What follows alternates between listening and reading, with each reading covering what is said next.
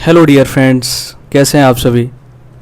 तो जैसा कि आप थंबनेल पे देख रहे होंगे, top 10 most repeated errors in SSC exam. ठीक है, तो आज माय डियर फ्रेंड्स मैं आपको टॉप 10 जो मोस्ट रिपीटेड एरर्स एसएससी में पूछे गए हैं अब तक, यानी आप कोई सा भी एग्ज़ाम ले लीजिए, यानी कोई सा भी ईयर का आप एग्ज़ाम ले लीजिए, चाहे वो 2020 से लेकर 2025 तक की बात करें, 21, 22, 23, 24, 24, उन सारे जो ईयर्स हैं उसमें जो है ये जो क्वेश्चंस मैं आपको बता रहा हूँ, एरर्स के जो क्वेश्चंस मैं आपको अभी करवाने वाला हूँ, वो सबसे ज़्यादा रिपीटेड क्वेश्चंस जो है देखे गए। ठीक है, जैसा कि आप देख रहे हैं थंबनेल पे टॉप 10 मोस्ट रिपीटेड एरर्स, तो वो अभी हम करने वाले हैं। ठीक है, आर यू रेडी? चलिए भाई देखते हैं। सबसे पहला क्वेश्चन आपके सामने है, ही is one of the best players who has ever played for the country. अब इसको जो है ज़्यादातर एस्पिरेंट जो तैयारी करते हैं वो इसको गलती करके आते हैं एग्ज़ाम में। अब इंग्लिश खूब पढ़ते हैं वो, ठीक है, और बाकी बहुत सारी मतलब रूल्स पे वो रट्टा मारते हैं, ये सब करते हैं, लेकिन होता क्या, जब एग्जाम में जब ये क्वेश्चन आता है तो वो गलती कर देते हैं, कंफ्यूज हो जाते हैं। अब यहाँ पे ये एरर क्या है, देखो इस क्वेश्चन की अगर मैं बात करूं भाई, ये पहले से इसको पढ़ते हैं एक बार। He is one of the best players who has ever played for the country. तो देखो ये हमारा सब्जेक्ट है भाई, ही, ठीक है, ही इज़, हाँ, one of the best players, वो जो है बेस्ट प्लेयर्स में से क्या है, बेस्ट प्लेयर्स में से वो जो है क्या है, एक है। ये बेस्ट प्लेयर्स में से क्या है, वो एक है। ठीक है, हु जो, ठीक है, has ever played for the country, जो कभी भी कंट्री के लिए खेले हैं, यानी जो भी प्लेयर कंट्री के लिए अब कभी भी खेले हैं उनमें सबसे बेस्ट प्लेयर है वो। ठीक है, अब यहाँ पे देखो गलती क्या है, एरर क्या है। एरर मैं आपको पहले बता देता हूँ, एरर आपकी सी वाले पार्ट में है। ठीक है, अब सी वाले पार्ट में कुछ लोग बोलेंगे कि भाई इसमें नो एरर है, कोई एरर नहीं है। कुछ लोग बोलेंगे इसमें, ठीक है, कि इसमें जो है एरर है। तो इसमें एरर नहीं है। इसमें एरर क्यों नहीं है, देखिए, तो यहाँ पे जो हमने लिखा है ना, one of the best players, ये जो है ना आपका रिलेटिव प्रोनाउन है। ठीक है, ये रिलेटिव प्रोनाउन होता है हु। आप सबको पता होगा भाई, जो भी पढ़ रहे होंगे, आप तैयारी कर रहे होंगे, तो हु मैं आपको बता देता हूँ थोड़ा, विच, ठीक है, दैट, हु, विच, दैट, ये सब के सब क्या होते हैं भाई, हु, विच, दैट हो गया आपका, वॉट हो गया, ठीक है, होम हो गया, ये सारे के सारे हमारे क्या होते हैं, रिलेटिव प्रोनाउंस होते हैं, रिलेटिव प्रोनाउंस। ठीक है, अब होता क्या है कि रिलेटिव प्रोनाउन से पहले जो नाउन आता है, जो भी सब्जेक्ट आता है, उसके अकॉर्डिंग वर्ब आती है। तो यहाँ पे जो रिलेटिव प्रोनाउन हमने लिखा है, इसके जस्ट पहले क्या लिखा हुआ है, ये इसका एंटीसीडेंट है, बेस्ट प्लेयर्स। ठीक है, इससे जस्ट पहले क्या लिखा हुआ है, तो बेस्ट प्लेयर लिखा हुआ है, तो इसके अकॉर्डिंग वर्ब क्या आनी चाहिए, यहाँ पे प्लूरल आनी चाहिए। और यहाँ पे कैसी वर्ब लिखी हुई है, सिंगुलर, तो यहाँ पे क्या लिखना पड़ेगा, हैव लिखना पड़ेगा। ठीक है, तो correct answer is he is one of the best players who have ever played. अब यहाँ पे ये तो ठीक है, चलो कि मैंने यहाँ पे आपको आंसर बता दिया, लेकिन दिक्कत क्या आती है स्टूडेंट को, बच्चे बोलते हैं कि सर वन के अकॉर्डिंग यहाँ पे हैज ठीक लिखा हुआ है। ठीक है, जो यहाँ पे वन है, वर्ब जो ये हैज यहाँ पे आ रहा है, वो जो है वन के अकॉर्डिंग आएगा, इस बेस्ट प्लेयर के अकॉर्डिंग नहीं आएगा। ऐसे बोलते हैं बच्चे, लेकिन वो गलत बोलते हैं। ठीक है, वैसा नहीं होता। रिलेटिव प्रोनाउन से जस्ट पहले, अब देखो मैं आपको एक और क्वेश्चन यहाँ पे लिख के बताता हूँ। जैसे मान के चलो मैंने लिखा वन ऑफ द प्लेयर्स, ठीक है, one of the players has या हैव वॉन गोल्ड मेडल। ठीक है, ये मैंने आपके सामने एक क्वेश्चन लिखा, one of the players has या हैव वॉन गोल्ड मेडल। ठीक है, अब इसमें देखिए क्या है, इसमें हमें वर्ब चूज करनी है हैज़ या हैव में से। ठीक है, तो one of the players has या हैव वॉन। अब यहाँ पे माय डियर फ्रेंड्स क्या है कि देखो, अब यहाँ पे ये जो है, ये सब्जेक्ट है हमारा। ठीक है, ये सब्जेक्ट है, ये आपका प्रीपोजिशन है। ठीक है, और द प्लेयर्स जो है इसमें से हमने सिलेक्शन किया है, तो ये सब्जेक्ट नहीं है। देखो, this is not subject, of the players is not subject. Subject क्या है ये, इसके अकॉर्डिंग वर्ब क्या लिखेंगे, इसके अकॉर्डिंग वर्ब आनी चाहिए यहाँ पे हैज़। ठीक है, क्योंकि वन सिंगुलर है, तो यहाँ पे ये हटा दो। अब यहीं पे कंफ्यूजन होती है बच्चे को, तो बच्चे क्या सोचते हैं, सर यहाँ पे तो वन के अकॉर्डिंग हैज़ लगाया, अब यहाँ पे वन के अकॉर्डिंग फिर यहाँ पे हैज़ क्यों नहीं आया। तो भाई यहाँ पे देखिए रिलेटिव प्रोनाउन भी लिखा हुआ है तुम्हारा, रिलेटिव प्रोनाउन से पहले जो आता है, जस्ट पहले जो आता है, उसके अकॉर्डिंग वर्ब आती है भाई। ठीक है, तो यहाँ पे बेस्ट प्लेयर्स आ रहा है इससे जस्ट पहले, यानी इस रिलेटिव प्रोनाउन हु का एंटीसीडेंट क्या है, बेस्ट प्लेयर्स, इसके अकॉर्डिंग वर्ब क्या आनी चाहिए, प्लूरल आनी चाहिए, हैव आएगा यहाँ पे। तो एरर आपकी सी वाले पार्ट में। ठीक है, ये सबसे ज़्यादा जो दोस्तों जो कंफ्यूज करने वाला क्वेश्चन है भाई। चलिए नेक्स्ट पे आ जाते हैं, क्वेश्चन नंबर 2। ठीक है, neither of the boys have completed their homework. अब देखो आइदर नाइदर ये सब के बहुत क्वेश्चन आते हैं एग्जाम में, तो यहाँ पे लिखा हुआ है neither of the boys have, तो हमें पता है कि जब भी नाइदर आइदर, ठीक है, ये आपको ध्यान रखना है, नाइदर आइदर ईच एवरी, ये जब भी दोस्तों सब्जेक्ट का पार्ट होते हैं यानी सब्जेक्ट की तरह यूज होते हैं, तो इसके साथ हमेशा आपको सिंगुलर वर्ब लगानी होती है, इन सब के साथ आपको सिंगुलर वर्ब लगानी है। तो यहाँ पे एरर हमारी बी वाले पार्ट में हो जाएगी और यहाँ पे दोस्तों क्या आना चाहिए, हैज आना चाहिए भाई। क्लियर है? चलिए नेक्स्ट क्वेश्चन पे बढ़ते हैं। शी इज मैरिड विद, अब देखो ये भी दोस्तों टॉप मोस्ट जो है रिपीटेड क्वेश्चन है, तो यहाँ पे देखो मैरिड विद यूज हुआ है, तो आपको ध्यान रखना है मैरिड विद का कभी भी यूज नहीं होता, यहाँ पे मैरिड टू का यूज होगा, ठीक है, मैरिड विद कभी नहीं होता है, ऐसे आप सोच लो, ऐसे आपको ध्यान रखना है कि मैरिड विद कुछ होता ही नहीं है। लेकिन सुनने में क्या अच्छा लगता है, हम क्या करते हैं मोस्ट ऑफ द टाइम्स, हम सुनने में जो अच्छा लग रहा है उसके अकॉर्डिंग जो है हम लोग एरर को जो है टिक करते हैं, लेकिन वैसा नहीं होता। अब देखिए यहाँ पे अगर मैं इस क्वेश्चन को लिखूं शी मैरिड, ठीक है, शी मैरिड अ डॉक्टर, अगर मैं ऐसे लिखता हूँ इस क्वेश्चन को simply, she married a doctor, तो ये क्वेश्चन दोस्तों एकदम सही है। अब एग्जाम में कैसे देगा, she married to a doctor, अब यहाँ पे टू नहीं आएगा, यहाँ पे टू क्यों नहीं आएगा, देखो ये सब्जेक्ट हमारा, सब्जेक्ट के बाद आपने तुरंत मेन वर्ब लिख दी, ये मेन वर्ब है, ये क्या है हमारी मेन वर्ब, तो सब्जेक्ट के तुरंत बाद जब मेन वर्ब आ जाती है तो कोई प्रीपोजिशन नहीं आती, क्योंकि ये ट्रांजिटिव वर्ब होती है, और ट्रांजिटिव वर्ब अपने बाद क्या लेती है भाई, डायरेक्ट ऑब्जेक्ट लेती है, तो ये जो आपने लिखा है यहाँ पे डायरेक्ट ऑब्जेक्ट है, ठीक है, इस मैरिड वर्ड का डायरेक्ट ऑब्जेक्ट क्या है, अ डॉक्टर। तो जब भी आप मैरिड को as a main verb use करोगे तो आप इसके साथ में कोई प्रीपोजिशन नहीं लिखोगे, ना टू ना विद, कुछ भी नहीं लिखोगे, और डायरेक्ट इसके बाद क्या लिख दोगे, आप ऑब्जेक्ट लिख दोगे। अब यहाँ पे देखिए शी इज मैरिड विद, ठीक है, अब यहाँ पे देखो इज आ रहा है, तो इज यहाँ पे क्या है, आपकी मेन वर्ब है, और मैरिड पता है आपको क्या है, मैरिड यहाँ पे एज एन एडजेक्टिव काम कर रहा है, क्योंकि मैरिड यहाँ पे किसको डिफाइन कर रहा है भाई, मैरिड डिफाइन कर रहा है यहाँ पे शी को, ठीक है, कि शी क्या है, मैरिड है, ठीक है। अब यहाँ पे इस एडजेक्टिव से इस नाउन का रिलेशन बताने के लिए दोस्तों हमें एक प्रीपोजिशन की जरूरत पड़ेगी, जो कि प्रीपोजिशन हमने यहाँ पे विद नहीं लिखते, यहाँ पे क्या लिखते हैं, टू लिखते हैं, ठीक है, टू। तो यहाँ पे एरर भाई अगेन हमारी कौन से वाली पार्ट में हो जाएगी, बी वाले पार्ट में। तो करेक्ट आंसर क्या हो जाएगा, she is married to a doctor, ठीक है, हु लिव्स इन दिल्ली। चलिए नेक्स्ट क्वेश्चन देखते हैं। Hardly had I reach the station then the train left, अब यहाँ पे भी देखो बहुत रिपीटेड क्वेश्चन है दोस्तों। हार्डली से एग्जाम में जब भी देखो, हार्डली यानी कोई भी नेगेटिव एडवर्ब से जब भी कोई क्वेश्चन स्टार्ट होता है, हार्डली, नेवर, सेल्डम, इनसे सब स्टार्ट होता है, उसके बाद इन्वर्जन फॉलो होता है। इन्वर्जन का मतलब क्या है, पहले हेल्पिंग वर्ब आएगी फिर सब्जेक्ट आएगा, ठीक है, ध्यान रखना है आपको, जब भी नेगेटिव एडवर्ब से सेंटेंस स्टार्ट होता है, ठीक है, नेगेटिव एडवर्ब से, तो पहले हेल्पिंग वर्ब आती है फिर सब्जेक्ट आता है, ठीक है, ठीक जैसे इंटरोगेटिव सेंटेंसेस में होता है। इंटरोगेटिव सेंटेंसेस में क्या भी होता है, कैसे बोलते हो आप, where do you live, where do you live, interrogative sentences में भी तो ऐसे ही बोलते हो, पहले ये एडवर्ब आ गया आपका इंटरोगेटिव एडवर्ब, फिर हेल्पिंग वर्ब, और फिर आपका यहाँ पे subject.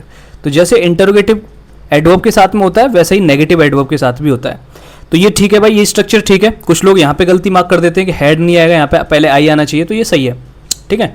Hardly had I reached the station, ठीक है। देन, अब ये देन जो लिखा हुआ है ना दोस्तों, ये यहाँ पे गलत है, क्योंकि हमें पता है बहुत ज़्यादा एरर आता है एग्जाम में, आपको इसलिए ध्यान रखना है। हार्डली के साथ कभी भी आप देन का यूज़ नहीं करेंगे, हार्डली के साथ आपको वैन का यूज़ करना है, ठीक है। और ये वाला देन तो कभी नहीं आता, ठीक है, यहाँ पे जो लिखा हुआ है। अब एक वर्ड और होता है हमारे पास, एक पेयर और बनता है, नो सूनर, तो नो सूनर के साथ आपको हमेशा देन का यूज़ करना है पेयर में, ठीक है। ये पेयर वाले कुछ वर्ड हैं। जैसे बोथ के साथ हमें किसका यूज़ करना होता है, एंड का यूज़ करना है, ठीक है, ठीक है। बोथ के साथ एंड का यूज़ करना है, आइदर के साथ किसका यूज़ करना है, आइदर के साथ आपको और का यूज़ करना है, तो ये पेयर वाले वर्ड होते हैं। नाइदर के साथ आपको हमेशा यूज़ करना है नॉर का भाई, ठीक है, नाइदर के साथ किसका यूज़ करना है, नॉर का। तो यहाँ पे आपका करेक्ट आंसर क्या होगा, देन की जगह पे वैन का यूज़ करेंगे, और सी वाले पार्ट में एरर जो है चले जाएगी। क्लियर है? चलिए भाई, तो ये आपको ध्यान रखना है। नेक्स्ट आ जाइए, ईच ऑफ द स्टूडेंट्स। अब देखो सब्जेक्ट क्या है यहाँ पे, आप each of the student, student में से प्रत्येक। ईच का मतलब क्या होता है, प्रत्येक, यानी जितनी भी स्टूडेंट हैं उसमें से एक एक करके सारे, प्रत्येक, ठीक है, प्रत्येक। Were given a certificate after the event, तो स्टूडेंट में से हर एक को, प्रत्येक को क्या दिया गया, सर्टिफिकेट दिया गया आफ्टर द इवेंट, ठीक है। बताइए एरर कौन से वाले पार्ट में।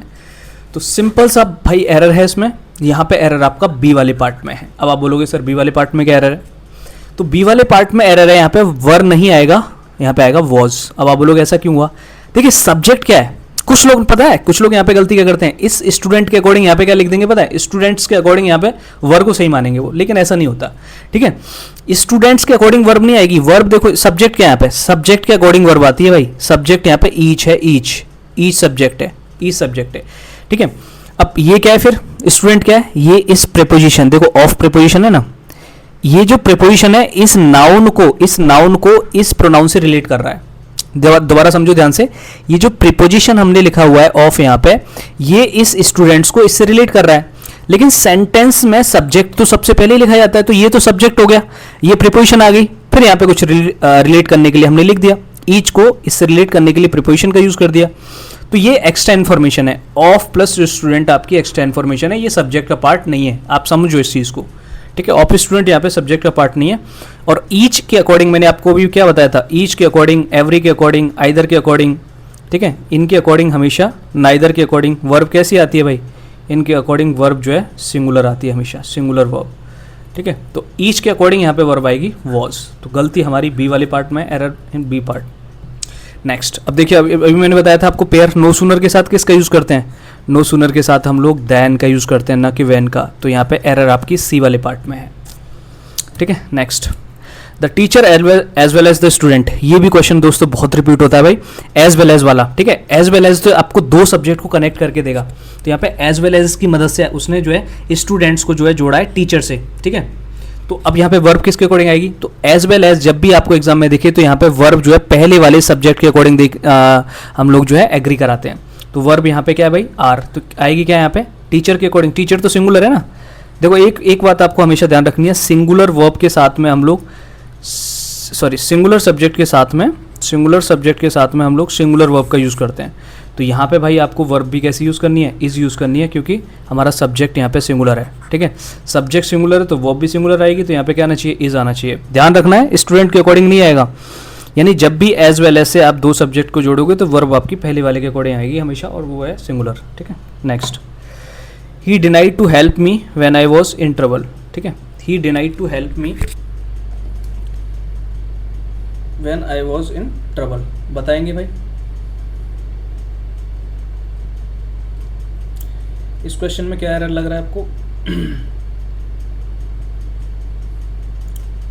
ठीक है, अब देखो ध्यान से आपको समझना है, जो डिनाइड जो वर्ब होती है ना, उसके साथ में हमेशा हमें जीरंड लिखनी होती है। जीरंड समझते हो ना, वर्ब की फर्स्ट फॉर्म में जब हम आईएनजी का यूज़ करते हैं और वो एज अ नाउन काम करता है, उसको हम जीरंड बोलते हैं। क्या बोलते हैं उसको, जीरंड। ठीक है, और 2+V1 जब नाउन का काम करता है उसको क्या बोलते हैं हम लोग, इन्फिनेटिव बोलते हैं। क्या बोलते हैं भाई, इन्फिनेटिव बोलते हैं। क्लियर है, अब यहाँ पे एरर क्या है फिर, तो डिनाइड जो वर्ब है ना, ही डिनाइड, ये अपने साथ जीरंड लेता है हमेशा, इन्फिनेटिव नहीं लेता, तो यहाँ पे गलती आपकी इसी पार्ट में है, तो आपको यहाँ पे हेल्प में जो आईएनजी का यूज़ कर देना है, तो ही डिनाइड हेल्पिंग मी। अब ऐसा क्यों हुआ, इसके पीछे जो लॉजिक है वो भी दोस्तों लॉजिक है, वो भी मैं आपको कभी अगली क्लास में बताऊंगा, क्योंकि ये वीडियो लंबा हो जाएगा। ठीक है, 10 क्वेश्चंस के हिसाब से हमने ये वीडियो जो है शॉर्ट ही रखना है। ठीक है, ज़्यादा बड़ा नहीं लगना, तो ठीक है, जिससे कि आपको क्विक रिवीजन जो है आपको जो है यहाँ पे मिल जाए। तो यहाँ पे आपको क्या लिखना है भाई, हेल्पिंग लिखना है, एरर आपकी बी वाले पार्ट में है। नेक्स्ट क्वेश्चन पे आ जाते हैं, one should do his duty sincerely if you want to succeed. अगर कोई इंसान सक्सीड होना चाहता है तो उसको अपनी ड्यूटी सिंसियरली करनी चाहिए।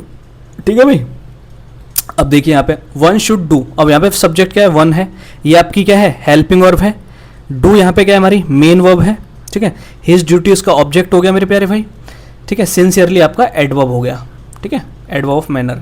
इफ़ आपका एक कंजक्शन हो गया, फिर कंजक्शन के बाद एक दूसरा सब्जेक्ट आ गया, ये इसकी वर्ब हो गई, और टू सक्सीड जो है हमारा यहाँ पे ये हो गया, वर्ब हो गई। ठीक है, हाँ, अब देखिए, अब यहाँ पे जो एरर है ना वो आपकी बी वाले पार्ट में। अब आप लोग बी वाले पार्ट में क्या एरर है, तो देखिए वन जब भी एज अ सब्जेक्ट यूज़ करते हैं ना दोस्त, जब भी हम वन को एज अ सब्जेक्ट यूज़ करते हैं तो उसके लिए हम पजेसिव केस हिज नहीं लिखते कभी भी, क्या लिखते हैं, वंस लिखते हैं। क्या लिखते हैं भाई, वंस।